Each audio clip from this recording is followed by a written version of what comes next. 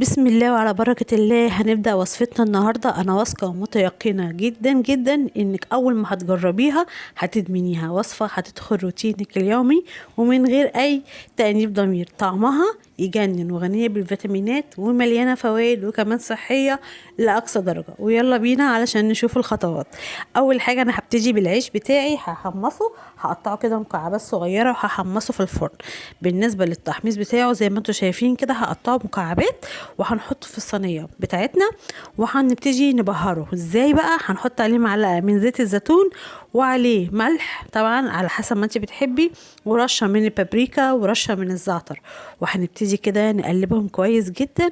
وفي الوقت ده نكون ولعنا الفرن بتاعنا علشان يسخن كويس، لانه مش هتاخد وقت. على ما هنقطع الخضروات بتاعتنا هتكون العيش بتاعنا اتحمص تمام. وحابه اقول لكم كمان ان طريقه العيش ده حلو جدا كسناكس. لو عملتيه بالطريقه دي واخدتيه كده ما بين الوجبات كسناكس حلو، بالذات لو كان عيش اسمر. قطعنا الخضروات بتاعتنا. انا استخدمت هنا جزر واستخدمت الخيار، طبعا خيار مكعبات وجزر انا بشرته عشان يبقى سهل في الاكل. وهنبتدي نعملها زي طبقات، يعني طبقه الخيار، طبقه الجزر، وبعدين هنقطع برضو الطماطم مكعبات زي ما انتوا شايفين، وهنبتدي نعملها طبقات فوق بعضها. استخدمي الخضروات اللي انت حباها، ما تتقيديش بحاجه معينه. اي نوع خضار حباه استخدميه. الوصفه دي سهله جدا، مش هتاخد منك 10 دقايق، وكمان صحيه. ممكن كوجبه رئيسيه تاكليها لانها مشبعه جدا جدا، وكمان ممكن تاخديها كسناكس. حلوه وصحيه وفيتامينات عاليه جدا. اتمنى تجربوها يا جماعه بجد، هتستفادوا منها كتير جدا، وحلوه حلوه حلوه حلوه.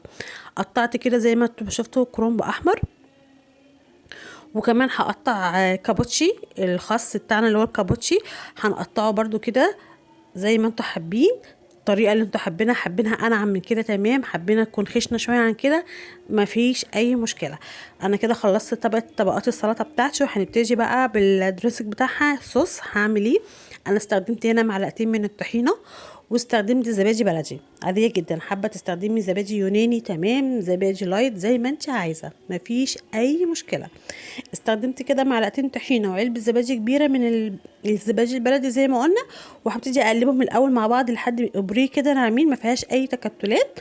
وهبشر فصين من الثوم، وبعدين هحط ربع معلقه من الملح، مش حابه تضيفي ملح بلاش، وحوالي كده 3 معالق كبار من الشبت، بيدي نكهه حلوه قوي قوي للزبادي.